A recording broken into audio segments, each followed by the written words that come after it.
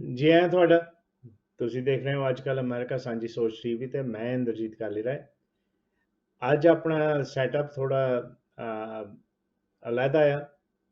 Normally ਮੈਂ ਆਪਣੇ ਘਰ ਦੇ ਸਟੂਡੀਓ 'ਚ ਹੁੰਦਾ। ਅੱਜ ਆਪਾਂ ਕੈਨੇਡਾ 'ਚ ਹੈਗੇ ਆ। ਆਪਣਾ ਗੈਸਟ ਜਿਹੜਾ ਹੈਗਾ ਉਹ ਸੈਕਰਾਮੈਂਟੋ 'ਚ ਹੈ। ਗੈਸਟ ਹੈਗੇ ਨੇ ਅਲੀਸ਼ਾ ਲਸਾਨੋ। ਇਹ ਹੈਗੇ ਨੇ candidate Sacramento County district, county ਨਹੀਂ ਸਿਟੀ। And as time ਤੇ ਅਲੀਸ਼ਾ ਹੈਗੇ ਨੇ president of the Natomas chamber of commerce.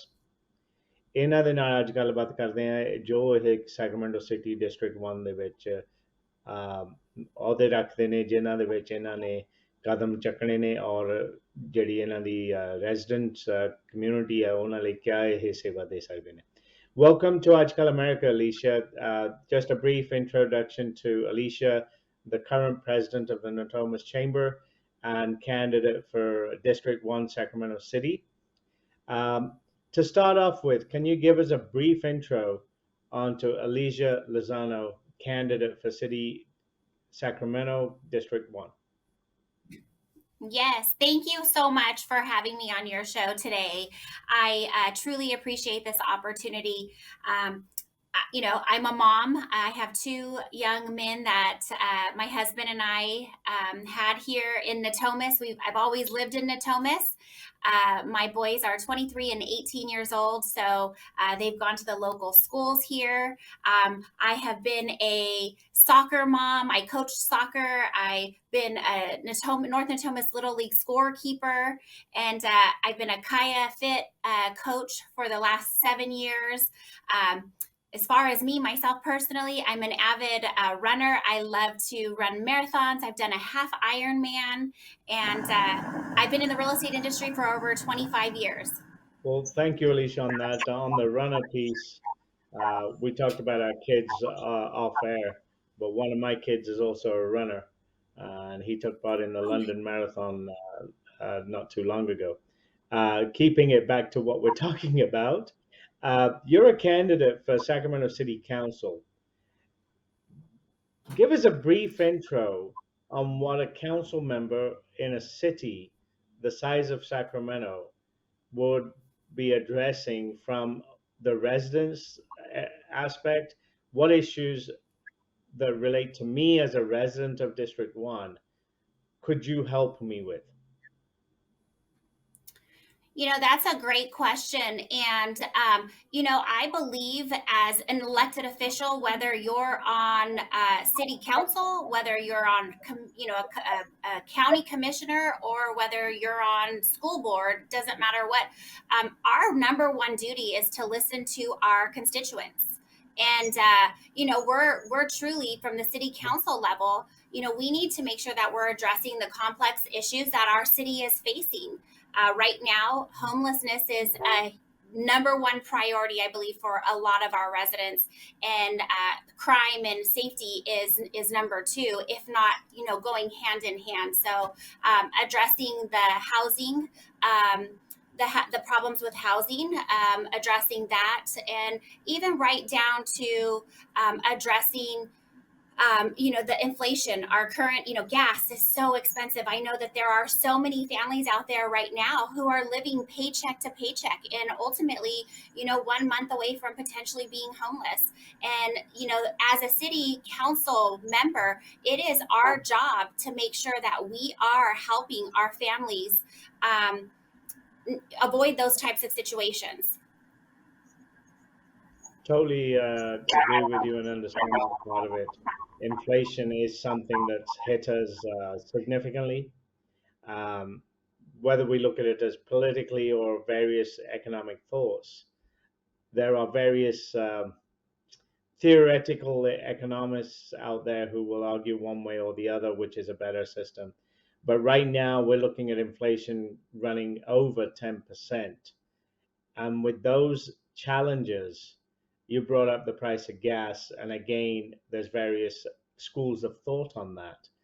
One of the issues I've had with not the gas price per se, but when it comes to taxing gas, a couple of years ago, there was a move to bring in an extra tax on gas 10 cents now, and 5 cents next year, and another few cents the year after. And all of this was to address roadworks and all these other challenges. My challenge personally on that is, if you raise the price of a gallon by 10 cents, 5 cents, 15 cents, does it hurt the person who's driving that Mercedes or the BMW or the Lamborghini? I don't think so. Because if they can drive a $100,000, $200,000 car, an extra few cents in the tank, maybe totaling up to $10, $5 every time, isn't really going to hurt that person. But there's individuals out there, they're your constituents, they're around us everywhere, and it just doesn't have to be Sacramento. But when you add 10 cents to the gas for them, filling up a car with 20 gallons, that's $2 extra. And now I, as an individual who's working at the cash registers in one of the convenience stores, minimum wage usually, I have to wonder, that $2 I just paid in gas, more than I would have done, could have done. I now have to choose, do I pay for my school kids' school lunch? Do they get the $2 that they need for that ice cream that they may be able to get at lunch, or even a sandwich? Now, if I'm going to have to worry about the $2 on putting a loaf of bread in my house, it doesn't hurt that individual. So, is there a way, and you're in the chamber, and it may not be very pleasant for the members of the chamber, but is there a way that this could be more representative taxation based on the economic individual ability? I think that we always have to look at our underserved communities. I think that anytime we're addressing any type of policy issues, I'm always going to approach these types of policy issues to make sure that, they're not going to hinder any of our underserved areas. That has to be at the forefront because, like you said, exactly, to the point of, if someone is able to afford Mercedes Benz or you know even Teslas, for instance. I mean, those obviously aren't gas, so they can go and plug in to a meter at a lot of gas stations now or other places and just charge their cars. But it's really hurting the gas prices and inflation, and that is really hurting our underserved areas. So we always have to be mindful of that and make sure that we're not putting any types of policies or programs in place. Make sure that it's fair to our most vulnerable people in the community. A lot of families are, like I said, they're living paycheck to paycheck. Money is not an issue right now. Truly, if you look at our state budget, there's over 100 billion in our surplus. So we don't have a lack of funding. We truly just have a lack of leadership. And prioritizing money, holding money, and programs accountable, and to make sure that programs are working. I totally agree with you on the sense that we have a surplus in Sacramento and how we spend that. A lot of the challenges arise when we have single event or single act funding, but as a result of it, we create long lasting programs and then we're challenged. But the other side of the coin on that is the state also has a huge amount of unfunded liabilities, but that's not for Sacramento City Council to address. So when you're running for Senate or Assembly, we'll ask you that question then. Right now, we'll come back to the city. And you raised another question, topic rather, on crime. Crime across California, across the United States, has become an issue over the last few years. We've had street riots, we've had hooliganism, if that's the right word. Just in New Mexico, we had an issue where it might be a domestic one. It's coming out to be different as reports come out. But four individuals were murdered over a period of time. It now does not look to be what originally people thought. And the issue there being a hate related crime. What defines hate is a big spectrum because it could be race related, culture based, and all this other stuff. So, not to address that. We've had some of those issues in town, but our biggest over the last few years has been just basic crime. Um, Southern Sacramento, Vineyard area, there was an issue of an old lady being attacked. We've had these echoed across Sacramento County. As a city council member, what contribution could you make not only to keep your district safe, but contribute to Sacramento City being safe? And the one of the things there is Sacramento City, when I moved here 30 years ago, it was classified as a bedroom community. State workers, government workers, they all come in from around the county and then they go back home. And there was no life in Sacramento City itself. And that's one of the reasons why the King's Arena, the Golden One Center, was brought into downtown. There's been a lot of thriving businesses, a lot of restaurants. Been an increase in activity. So the council members who had that foresight, congratulations to them. But along with that, we've seen an increase in street crime shootings. Not too long ago, we had an individual who was released early, zero bail systems or whatever, and we had literally a massacre. There was multiple deaths there.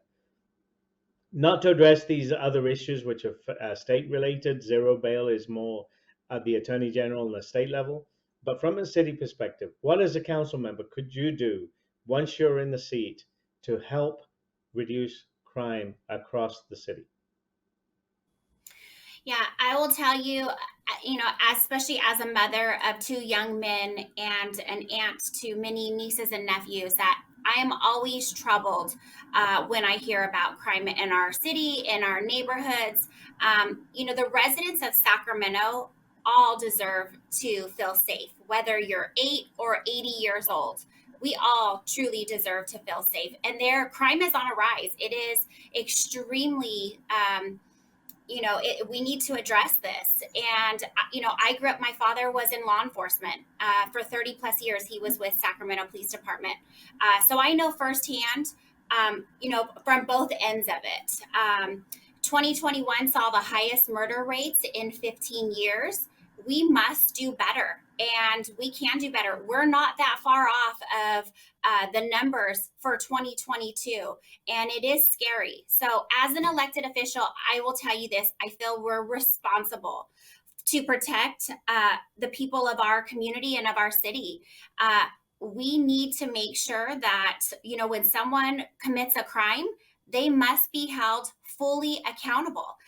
I can go into a story personally that recently happened to me, where I was driving down the street and I saw a woman running in the freeway, and she was running from a person, scared out of her mind. And when I called 911, I was on the phone with them for 16 minutes. I won't tell the entire story, but I will tell you that ultimately what ended up happening, I turned into from a good Samaritan to truly becoming a victim myself. The man who was chasing her, after she jumped on the hood of my car, she felt safer on the hood of my car versus being taken from this person.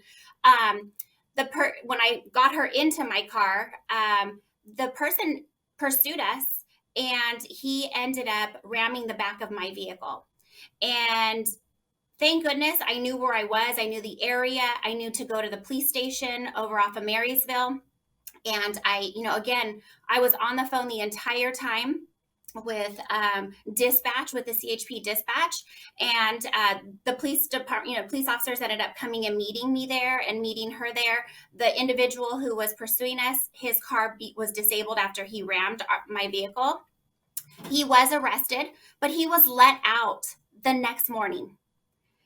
This is not his first time doing this. So he is what I would consider a career criminal. And it is absolutely unacceptable that he was let out the next morning. That victim, myself, we all you know, are in somewhat of fear, and this cannot continue to happen. I have actually held meetings as the chamber president. I have held meetings with our local law enforcement and the DA's office. Our new DA, Tin Ho, is a great supporter of mine. I would consider him a friend. And we have talked about holding a summit. I believe a lot of, and this isn't necessarily just about the crime, but really about the how do we get to where criminals are being held accountable. A lot of the new laws and enforcements, what is happening, the zero bail, that is lack of knowledge. I believe we need to make sure that our voters and the constituents are truly knowledgeable and they understand what it is that they're voting for when these come up. So I can tell you, as a council member, I will do my very best to be out there and educating, hosting these meetings with our law enforcement, with the DA's office, and even greater, whoever can help educate our constituents on what is in the best interest of our community. We are definitely down a road right now where a lot of criminals are getting away with things, and so we're noticing that rise in crime, and I do believe it is from those reasons. So I'll just say, we also have to address the root issue of crimes. It can be anywhere from poverty to substance abuse, the lack of access to jobs, and support services. We need to make sure that we're also holding the county responsible and accountable for providing social services, and to our those that are in need of it, whether it's mental health or substance abuse issues. These types of programs the county should be offering. And so, with all of that being said, I can tell you this is not a sub-zero game. I do believe that we can hold our communities accountable. We can invest in our police force, but also hold them accountable. And, at the end of the day, I'm always going to work with our community and our law enforcement and police officers to make sure that, our public safety officers have the best, and they're the most qualified, and, the best training that they have, anything and everything that they need to stay safe and keep our community safe. That is ultimately what we need to do. We need to make sure that they are able to protect and serve. We've had a discussion on Alicia, the mother and the family member, the resident of Natomas, president of the chamber, Natomas Chamber. You relayed a personal experience which was specific to the crime issues that we face as a community.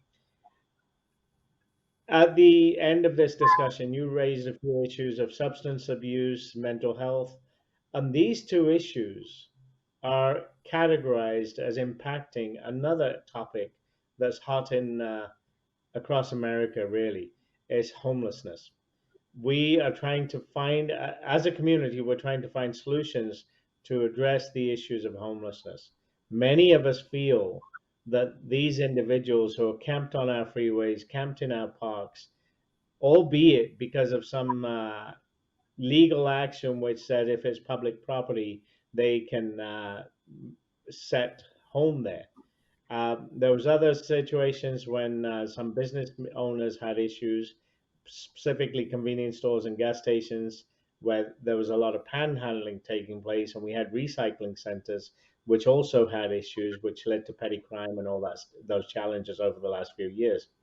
We're still experiencing some of this, and from the issues that are correlated to homelessness, we have business owners, convenience store owners, liquor store owners, even hotel owners who are confronted with the issues of homelessness being around them, an individual panhandling or being around their property or buying a alcoholic product or something, and then creating a nuisance. The challenge arises is when law enforcement or the legal community, whether it be the county, the city, the state, they tend to look at punishing the business owner for something that they have not created or contributed to, except for the fact that they have a client who may be homeless who's come into their place and bought some product, or just the consequences of homelessness, people panhandling and creating a sort of a nuisance which impacts the quality of life for the rest of us. When we've looked at these solutions, we've addressed issues of homelessness as mental health, as substance abuse, and just like you said, there are resources available to us, and maybe we need to look at new resources where we can find them accommodation and treat their issues. But there's a lot of them who don't have those issues, and it's just the economic circumstances. We've had various programs put out there, the latchkey and everything else. I'm amazed or sort of, sort of puzzled that we can't fix this homeless solution. But I look back to England where I grew up, and England was devastated during the Second World War.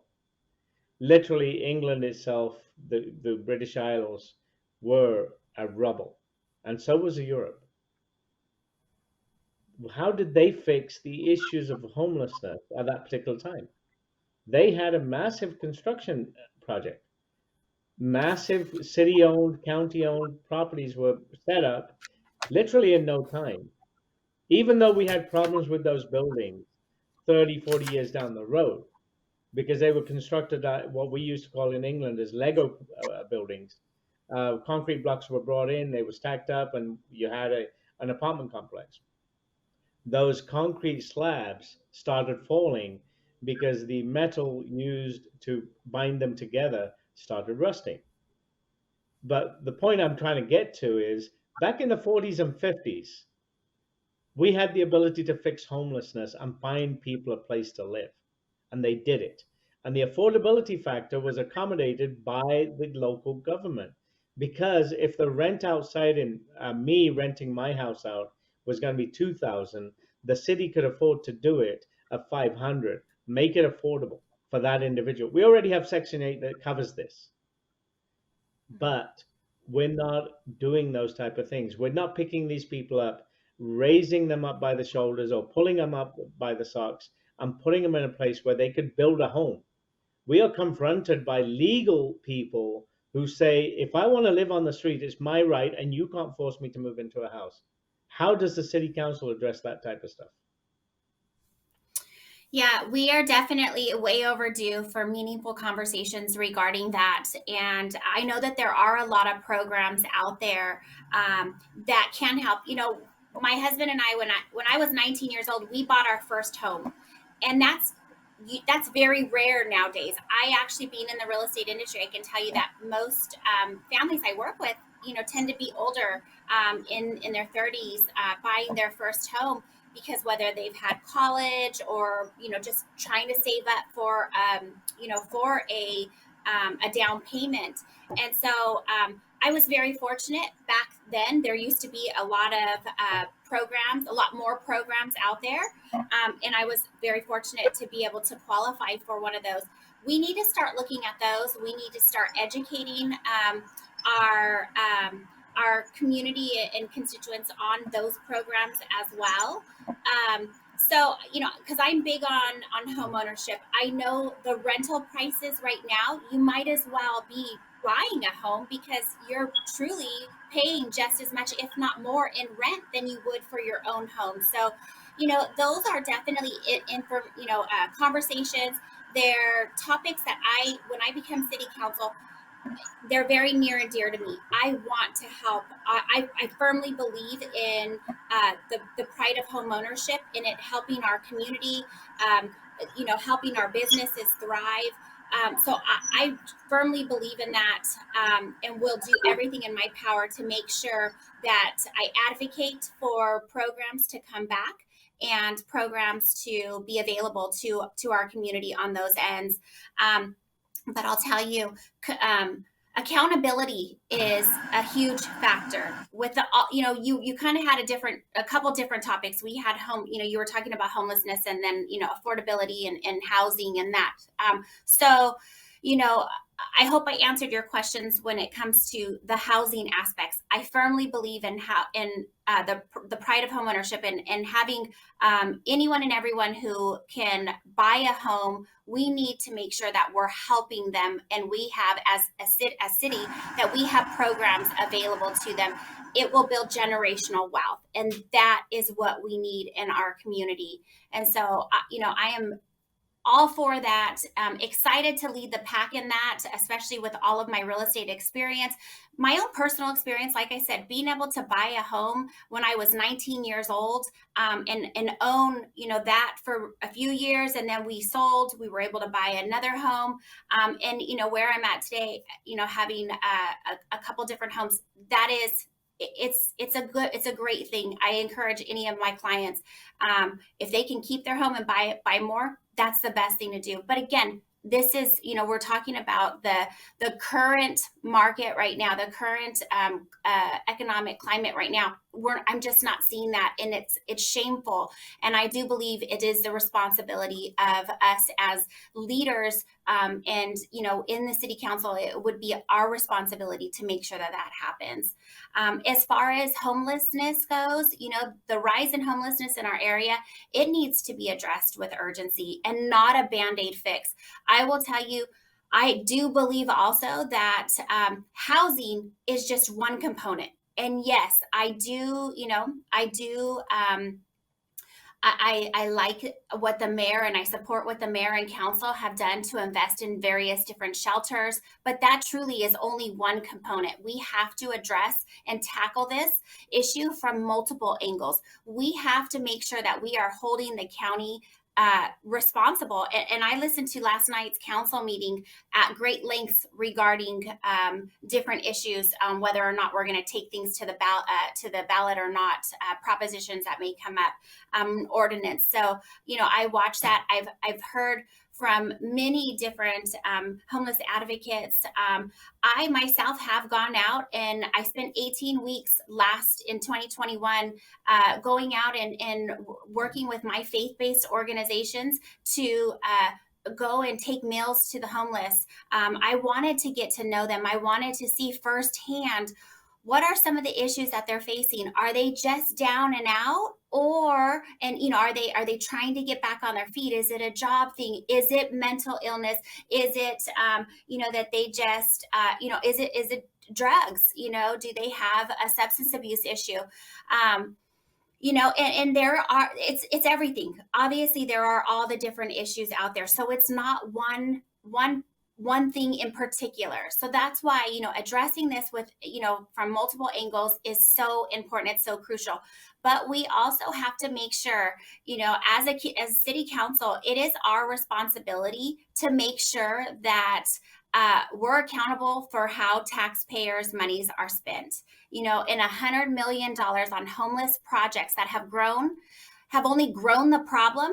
That is the problem, truly. I firmly believe that we need to have a full review of what is working and what is not working right away. That is not, we cannot continue to spend money on things that are not working. That is not acceptable. Currently, we have more homeless right now than San Francisco. This is unacceptable, and we cannot, we cannot accept a sidewalk as a place to sleep. It's just unacceptable.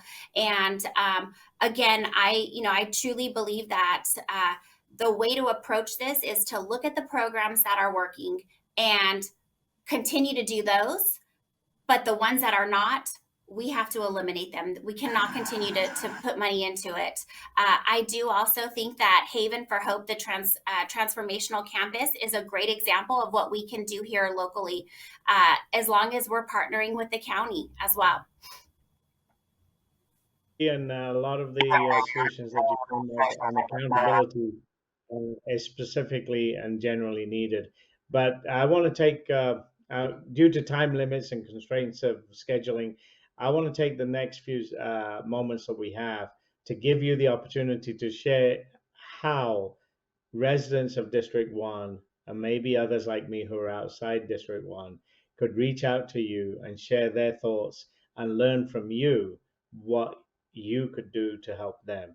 So let us know how we can email you, call you, go to your website, and all that stuff, and how residents who support you can help you. Yes, most definitely. And I will tell you, my campaign is strictly grassroots. I have not taken any money from large PACs because at the end of the day, it is not about having anyone's hand in my pocket. I truly have my obligation is to our community, and so I think it's important for people to know that if you want to reach out to me, my you can go to my website to lozanoforsacramento.com and send me a message. The message does come directly to me, so I will see that. um, I think it's important for people to know that this is not a political stepping stone for me. It's about moving our city and Natomas and District 1 forward. I truly have grown from, inside the history of this community, and I'm grounded in its welfare. I'm diligent about moving the community forward and making sure that we have a voice on the council. So I thank you so much for allowing me the time to be here. Again, if anyone wants to reach out to me, go to my website at lozanoforsacramento.com. And if you know anyone in Natomas, in District 1, whether it's Robla, Westgate, or Westlake, anywhere, I would love the opportunity to talk with them. Reach out to me, and as well, vote for Lozano. On that one, we wish you the best. Thank you for taking time out of your morning. I'm not sure if you caught it, but normally I do this from Sacramento in my home. I have a little studio set up, but today I'm actually in Canada, Calgary, and I could be categorized as homeless because I've been living in my RV, traveling from California all the way to Canada. But we're going to be heading backwards, and we'll meet up when we're back. And wish you the best for your election. And talk to you soon. And thank you for giving us the opportunity to talk with you. And we'll meet again. Thanks. Safe ਹਾਂਜੀ travels. ਤੁਸੀਂ ਦੇਖ ਰਹੇ Bye. ਹੋ ਅੱਜ ਕੱਲ੍ਹ America ਸਾਂਝੀ ਸੋਚ TV ਤੇ ਮੈਂ ਇੰਦਰਜੀਤ ਕਾਲੀਰਾਏ ਆਪਣੀ ਗੱਲ ਹੋ ਰਹੀ ਸੀ ਅਲੀਸ਼ਾ ਲਜ਼ਾਨੋ ਦੇ ਨਾਲ ਜੋ ਹੈਗੇ ਨੇ ਕੈਂਡੀਡੇਟ ਡਿਸਟ੍ਰਿਕਟ 1 ਸੈਕਰਾਮੈਂਟੋ ਸਿਟੀ ਦੇ ਵਿੱਚ ਇਜਾਜ਼ਤ ਦੇਵੋ ਮਿਲਦੇ ਹਾਂ ਅਗਲੀ ਵਾਰੀ ਅੱਜ ਕੱਲ੍ਹ ਅਮਰੀਕਾ ਸਾਂਝੀ ਸੋਚ ਟੀਵੀ ਤੇ ਥੈਂਕ ਯੂ